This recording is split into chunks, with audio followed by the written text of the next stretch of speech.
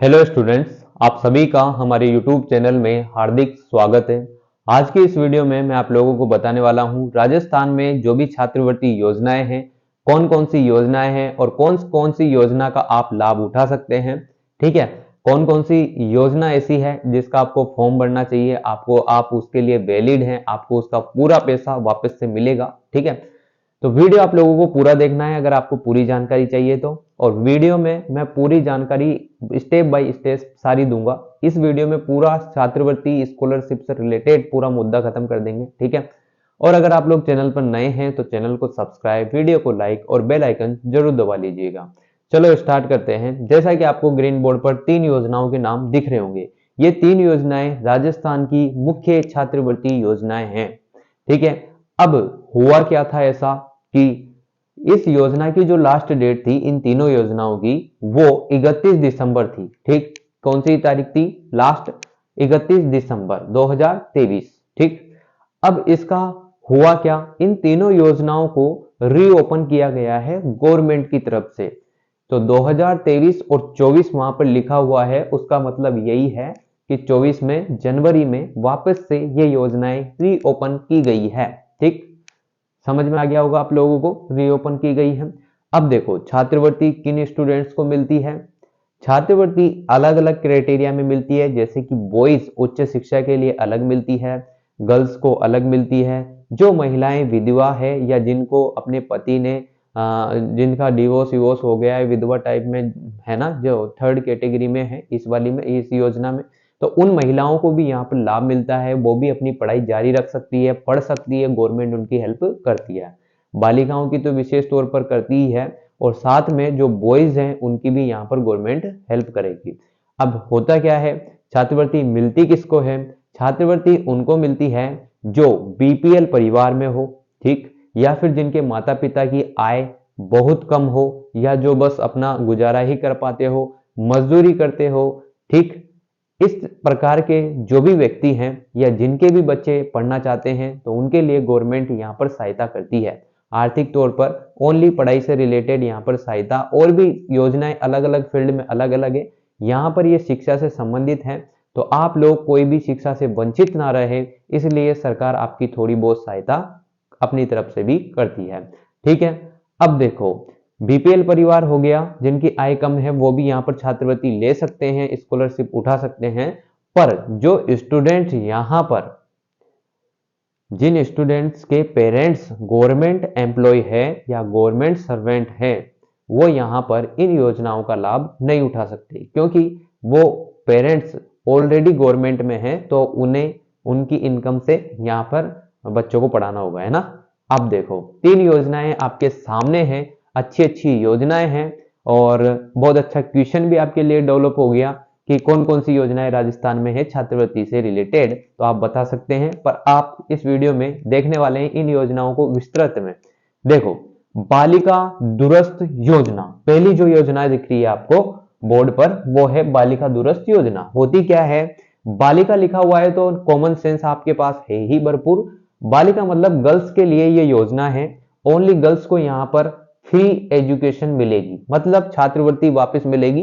पहली बार तो आप लोगों को यहाँ पर पैसे देने ही होंगे, पहली फीस तो आपको देनी ही होगी। फिर उसके बाद गवर्नमेंट आपको ये फॉर्म अप्लाई करने के बाद, अगर आप ये क्राइटेरिया फॉलो करते हैं, बीपीएल में हैं या परिवार की आर्थिक आय कम है, तो आपको इसकी सुविधा का लाभ मिलता है। और आप अगर बालिका है तो पहली योजना का लाभ आपको मिलेगा।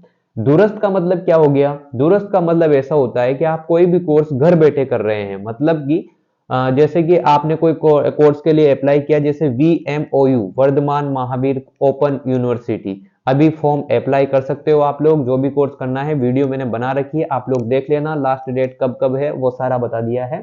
ठीक, तो इसका मतलब यही होता है कि आपको डायरेक्ट एग्जाम देने जाना है। आपको बार बार कॉलेज वाले परेशान नहीं करेंगे कि भाई डेली आओ, नहीं, बिल्कुल नहीं।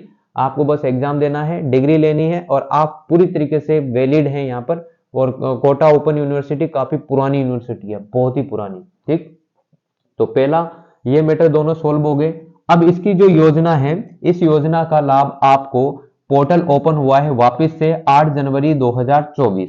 ठीक, 8 जनवरी 2024 से पोर्टल पुनः स्टार्ट कर दिया है गवर्नमेंट ने, और 15 मार्च 2024 इसकी लास्ट डेट रखी गई है। जो भी बालिका या जो भी महिला इस योजना का लाभ उठाना चाहती है वो उठा सकते हैं। बालिका के लिए है ये योजना, शायद जिनकी शादी हो चुकी है शायद उनके लिए ना हो, क्योंकि उन्हों का अलग हो सकती है योजना, वो शायद दूसरी योजना में भी आ सकते हैं।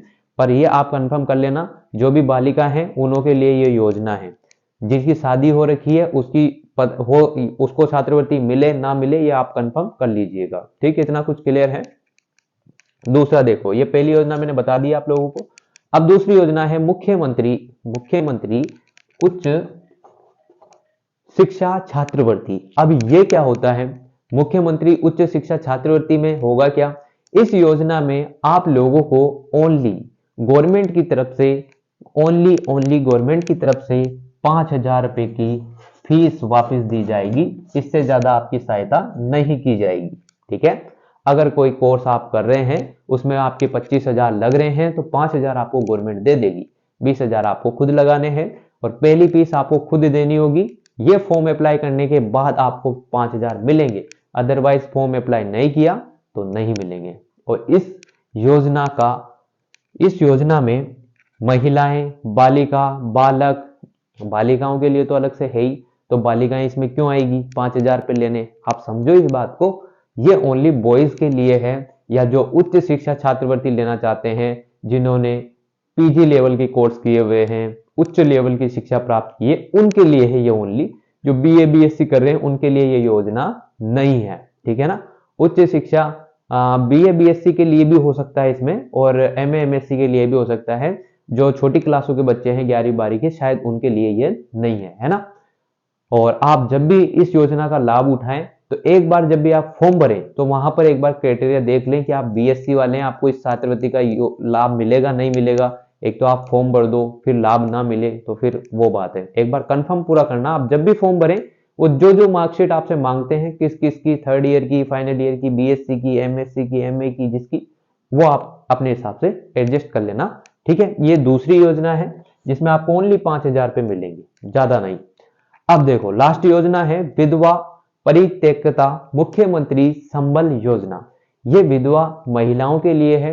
जिन महिलाओं के आप समझ ही रहे होंगे, विधवा महिलाओं के लिए ये योजना है। अगर वो भी आगे इन फ्यूचर अपना कुछ अच्छा बेस्ट करना चाहती है शिक्षा के क्षेत्र में, तो उनके लिए ये योजना मुख्यमंत्री संबल योजना के नाम से चलती है। तो उन्हें इसमें फायदा होगा। उनकी भी निःशुल्क शिक्षा यहाँ पर होती है। फर्स्ट पेमेंट शायद उनको देना पड़ता होगा, पहली जो शुल्क होता है वो देना होता है। फिर आपको ये फॉर्म भरना होगा। इस फॉर्म को भरने के बाद आपको छात्रवृत्ति मुख्यमंत्री जी के द्वारा दी जाती है। ठीक है, तो इसमें आप लोगों को पूरी ही फीस दी जाती है, जितनी आपने लगाई है उतनी आपको दे दी जाती है। और ये इसकी डेट भी 8 जनवरी 2024 से पुनः स्टार्ट कर दी है और 15 मार्च लास्ट डेट रखी गई है इसकी। तीनों योजनाओं की यही डेट है, 15 मार्च 2024। अब देखो, आप सोच रहे होंगे कि ये तो सब ठीक है, पर ये छात्रवृत्ति हमको कैसे क्या क्या मिलेगी? तो देखो, जैसे आप लोग बीएड कर रहे हैं या एमएड कर रहे हैं, बीएड एमएड कर रहे हैं, या आप लोगों ने, एक बात पहले बता दूं, अगर आप लोगों ने पहले कोई ना कोई सी कोर्स कर रखा है, जैसे बीएससी कर रखा है, आपने छात्रवृत्ति ले रखी है, तो शायद आपको एमएससी में छात्रवृत्ति नहीं मिलेगी, है ना। ऐसा कुछ भी प्रावधान है तो आप वो भी देख लेना। एक तो वो भी कंफर्म करके फिर भरना फॉर्म, ठीक है ना।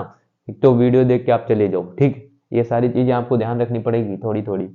फिर ऐसा है कि इन योजनाओं का जो लाभ मिलेगा वो कैसे मिलेगा? जैसे आप बीएड कर रहे हैं या आप कोई सा भी कोर्स कर रहे हैं, तो आपको बायोमेट्रिक यानी कि रेगुलर आपको जाना होगा। अगर आप प्राइवेट हैं तो आपको शायद इन योजनाओं का लाभ नहीं मिलेगा। अगर आप रेगुलर स्टूडेंट हैं, बायोमेट्रिक आपकी हो रही है, मतलब डेली आप जा रहे हैं, अंगूठा लगा रहे हैं, मतलब अंगूठा वो बायोमेट्रिक होती है ना, वो आपका फेस, वो कुछ होता है, वो सारी चीजें अगर आपकी हो रही है, जो भी सिस्टम अगर कॉलेज में है, अगर आपका 1 महीने में एक बार तो लगता ही है कम से कम। बाकी डेली जा रहे हो तो डेली जैसा आपका बैठता है, मतलब कॉलेज वाले भी आपको थोड़ा बता देते हैं, 1 महीने में एक बार तो लगता ही है कंफर्म, या 1 महीने में 2 बार आपको जाना ही होता है। तो आप देख लेना, उस हिसाब से कॉलेज में कंफर्म कर लेना इन सारी चीजों का। और फिर आप इन तीनों योजनाओं में से जो भी स्टूडेंट जिस भी योजना के लायक है, उसका फायदा उठा सकता है भाई। इतना कुछ था मेरे पास। अब थोड़ा सा मैंने क्रॉप की कटिंग ली थी अखबार की, वो भी आप लोगों को पढ़ के सुना देता हूँ, ठीक है ना। देखो, छात्रवृत्ति हेतु ऑनलाइन आवेदन हेतु पोर्टल पुनः खोलने बाबत, ठीक, 2023 और 24 की बात है, ठीक है। बाकी ये चीजें लिखी हुई है सारी सेम टू सेम। 8 जनवरी 2024 इसकी पुनः स्टार्ट किया गया है। फॉर्म आप डालना, जिन्होंने पहले डाल दिया उन्होंने तो कोई बात नहीं है, और जो फिर वापस से फिल करना चाहते हैं वो कर सकते हैं। पोर्टल बंद करने की जो अंतिम तिथि है वो 15 मार्च 2024 रखी गई है। योजना से संबंधित नियम दिशा निर्देश अगर आपको जानने हैं, https, हाँ, वो जो वेबसाइट है वो राजस्थान गवर्नमेंट.in, जो कि मैं आप लोगों को डिस्क्रिप्शन में अवेलेबल करा दूंगा भाई, देख लेना वहां से। ऑनलाइन स्कॉलरशिप पर उपलब्ध है। आवेदन पत्र भरने से पूर्व संबंधित छात्रा अभिभावक योजनाओं से संबंधित दिशा निर्देश, अब वहां पर दिशा निर्देश भी दे रखे हैं उस साइट पे, तो आप लोग वहां से भी देख सकते हो, है ना।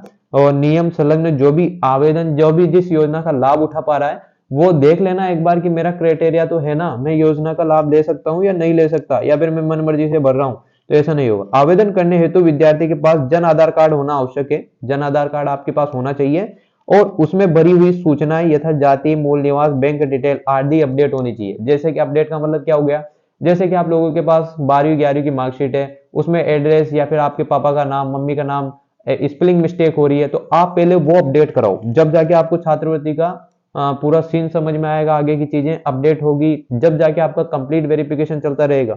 अगर एक भी मिस्टेक आ जाती है तो आपका फॉर्म रिजेक्ट हो जाता है, ध्यान रख लेना इसका, पूरी चीजें देखते रहना। माइनॉरिटी में आप हैं तो वो सारी चीजें, जो भी चीजें हैं,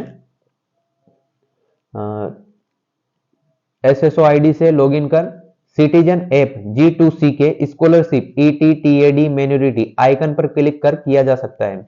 जिन विद्यार्थियों को उनके विश्वविद्यालय महाविद्यालय छात्रवृत्ति पोर्टल पर प्रदर्शित नहीं हो रहे हैं, वे अपने विश्वविद्यालय महाविद्यालय के रजिस्ट्रार प्राचार्य से संपर्क करें। आपके जो भी प्राचार्य हैं, प्रिंसिपल है, उन्होंने आप लोग संपर्क करें। अगर आप लाभ उठा सकते हैं योजना का और आप नहीं उठा पा रहे हैं, कॉलेज की तरफ से कोई वो नहीं है, तो आप कॉलेज में संपर्क करें, ऐसा कुछ लिखा हुआ है। जिन विश्वविद्यालय महाविद्यालय द्वारा अभी तक पोर्टल पर रजिस्ट्रेशन अपग्रेड नहीं किया गया है, वे शीघ्र उक्त कार्रवाई करें। इसके अभाव में अगर कोई कॉलेज वाले हैं जिनको नहीं शो हो रहा है कि हमारी तरफ से तो कोई भी स्टूडेंट स्कॉलरशिप नहीं उठा सकता है, तो वो कॉलेज वाले भी आगे बता दें कि ये साथ हमारे साथ ये घटना हो रही है, आप बच्चों की स्कॉलरशिप के लिए कुछ ना कुछ करें। तो स्कॉलरशिप के फॉर्म स्टार्ट है, तो आप लोग देख लीजिएगा। अगर आप लोगों को वीडियो अच्छा लगा हो, आपकी हेल्प हुई हो, तो like, comment, share and subscribe. Thanks for watching.